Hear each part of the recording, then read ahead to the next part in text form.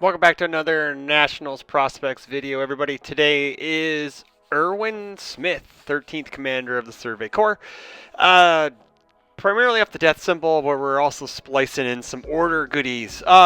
This character has been, I guess, the forefront of the format since he's been around. He's basically this generation's, I want to say,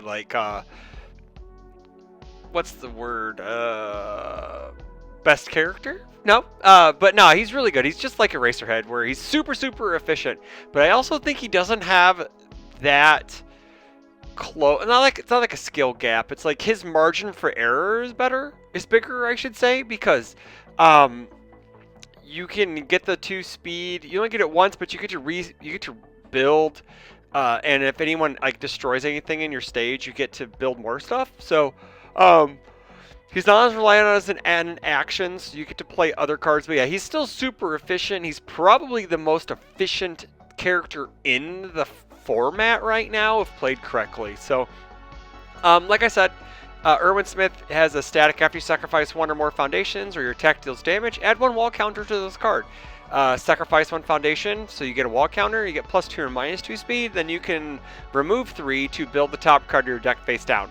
So, as you just sacrifice foundations or they get sacked, you can just build more things and build more things and build more things. So yeah, he's uber efficient on very little resources just because he can keep rebuilding. So let's go ahead and get into the attacks. We got 2 copies of aim shot, 5 difficulty, 3 check, 5 mid 5, +2 mid block, blitz, sacrifice 1 foundation. Build 1 card from your hand face down. This attack gets +2 damage. So you can build, this is a good way to get your outwit cards online because we are playing Risky Gamble. We are playing Titan Injection. So we are able to get those online by doing that. Plus, it's a 7 mid 7 in our character, which is pretty cool. 4 copies of Tri-Gravity Beam because Tri-Gravity Beam says, hey, you have no cards in hand, rival, and then you die. 4 difficulty, 3 check, +1 mid block, 4 mid for 5, deadlock stun 3, range, destroy, sacrifice a foundation, get a counter, yay. If you have 2 other attacks in your card pool, look at your rival's hand and remove it. Move a card from it. Enhance, at least if at least one of your cards has been removed this turn, this attack gets +2 damage. So removing cards is a little harder in our deck because we're not playing the like the -2 when it hits your, an additional -2 when it hits your discard pile, or even the one that seals. So we're just looking at really just being able to probably never pulling that off, I believe, right? Let me double check.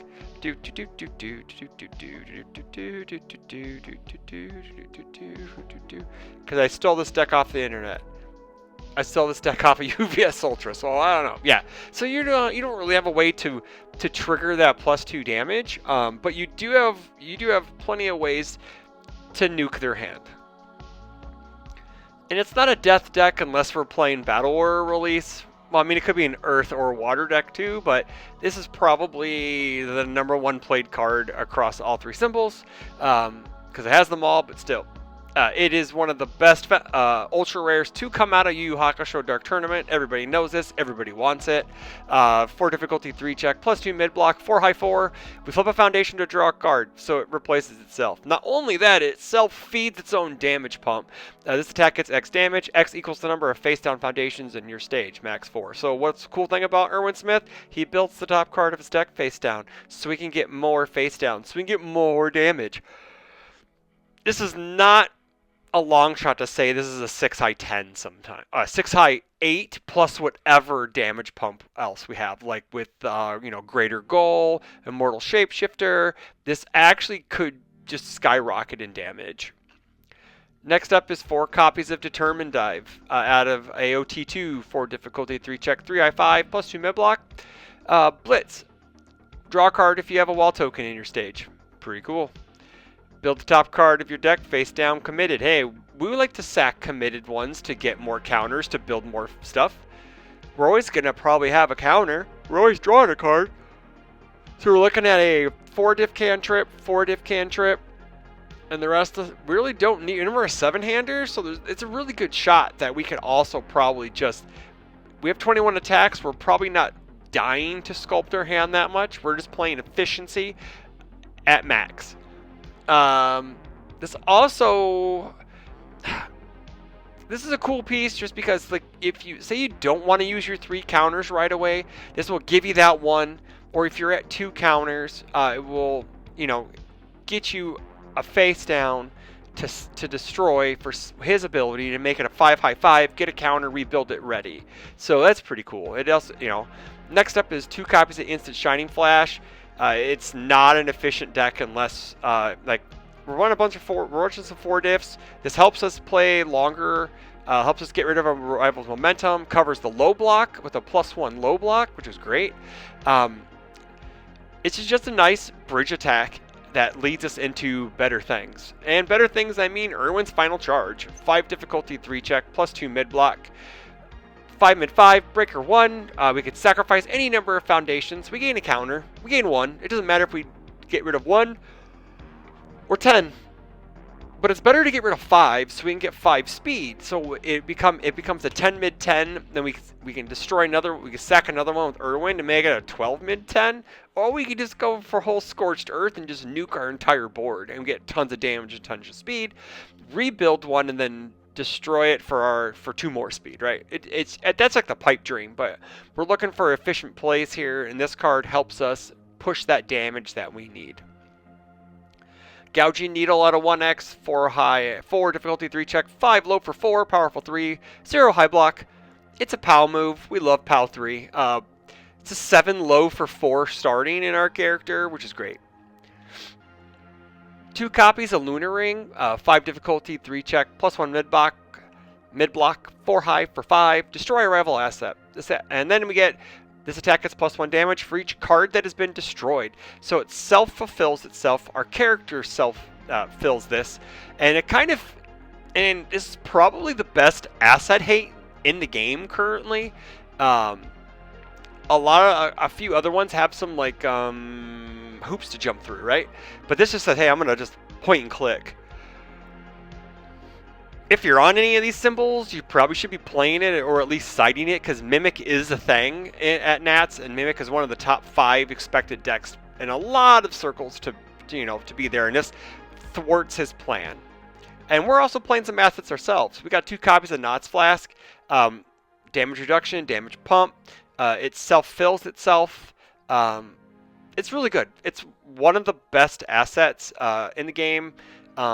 Its art's cool. Its alt art is cool. It's super efficient. I guess I use that word a lot so far with this deck profile, because that's all it is. It's all about making the most efficient plays, because if you can play it the most efficiently, you're most likely going to win or have a very, very high chance to win. Grenadier Bracers at a 2x, 1/5, 2 mid block. If you've destroyed a foundation this enhanced up, which we normally do, hey, we get a damage. That's not bad. 2 speed, 1 damage is really nice. And then Enhanced Commit, this attack gets 1 damage for each foundation you have destroyed this turn. So if we're really trying to, we're going to try, this card allows us, if we string a bunch of moves together, and then say we Erwin's Final Charge, and we destroy our entire stage, that counts for 10. And then whatever we've destroyed beforehand. And then it's just more damage on top of damage. When we get to that point where they just can't block, you just murder them with this. We've got some actions. Showdown. 3 difficulty, 4 check, 3 high block. If you're blocked this card, commit 2 rival foundations. This card's very good into Burt 2. I guess any deck that cares about its stage, or all these aggro decks and all these early game decks are really.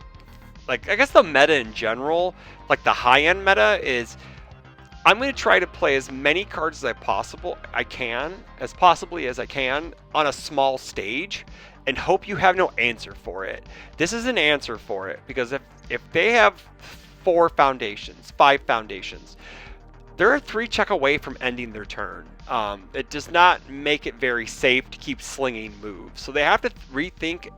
They have to pause and probably rethink their strategy for that turn, because if they go into your turn being fully committed out, Granted, you're probably not going to kill them like on turn 2 or turn 2 with this deck, but if it's like going back to your turn 3 and you rip the hot hand, like Battle Aura, Trigrav, Erwins, you probably kill them just on the amount of damage you can push through.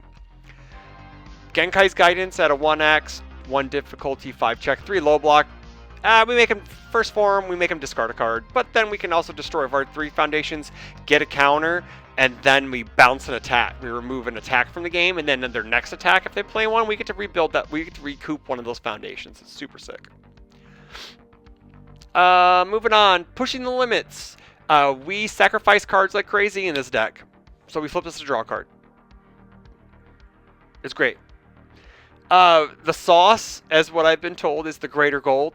2 difficulty, 5 check, plus 3 mid block, flip 1 foundation. After 1 or more foundations are destroyed, this attack gets plus 2, minus 2 damage. So this has a really good interaction with Always Cool, my friends. So you use Always Cool, you pay the cost, and then you immediately start flipping foundations for every one of these.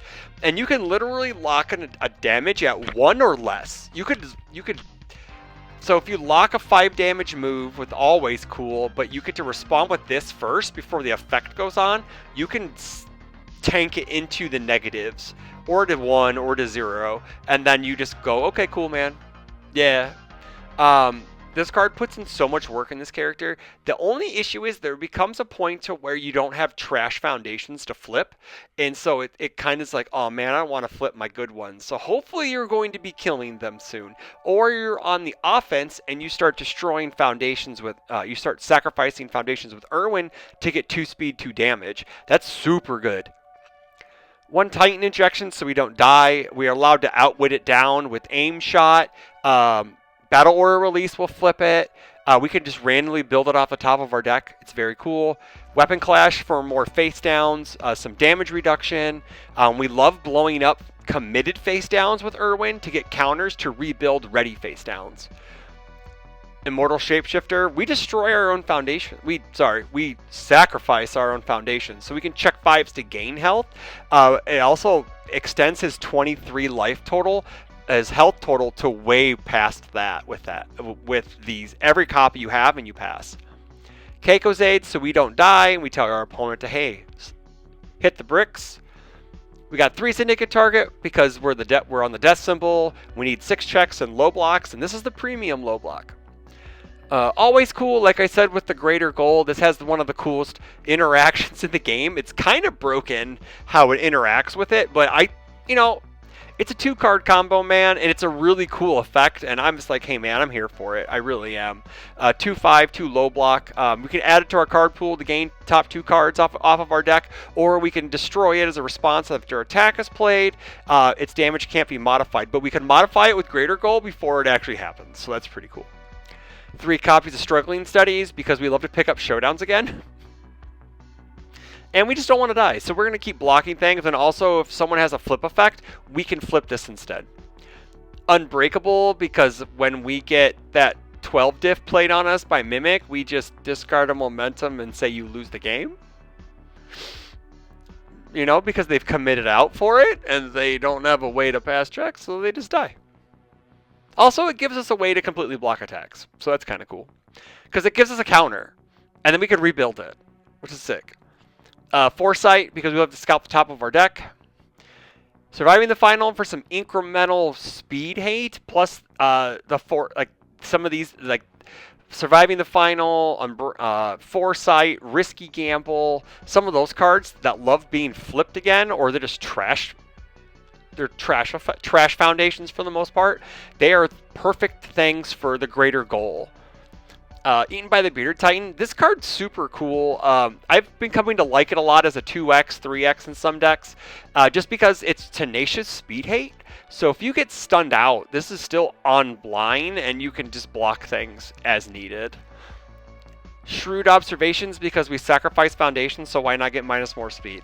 Like when we sacrifice for Erwin, we could be getting 3, 4, 5, 6, minus 6 speed if we get all 4. That's the pipe dream. But on average, it's probably minus 4 speed per activation of Erwin. It's crazy.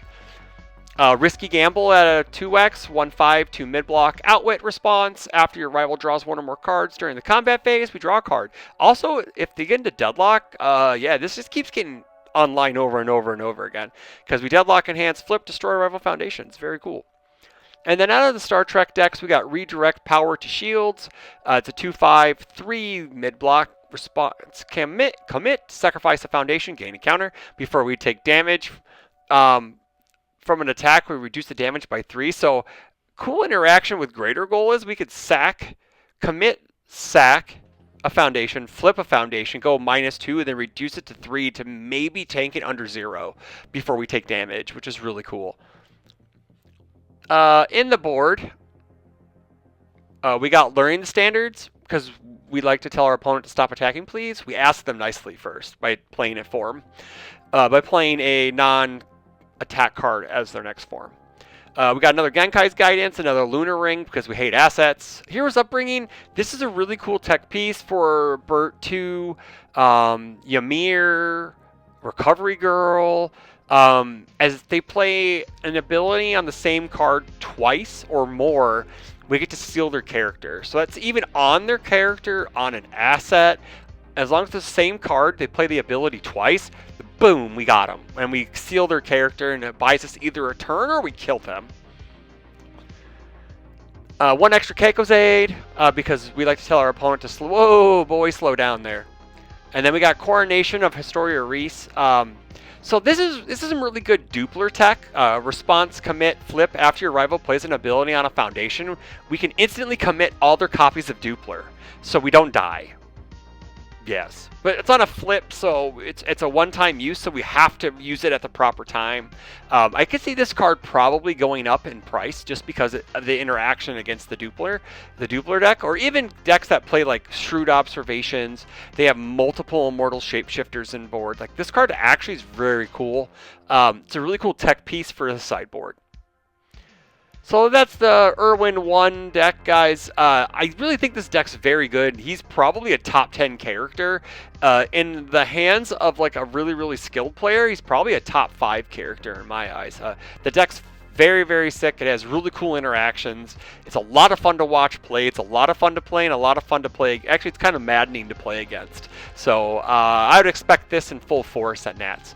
So that's the deck. Let me know what you think about it in the comments below. I'm tripping over my words. Don't forget to like, share, comment, subscribe. And until the next video, stay tuned for more Nats Prospects videos. Take care.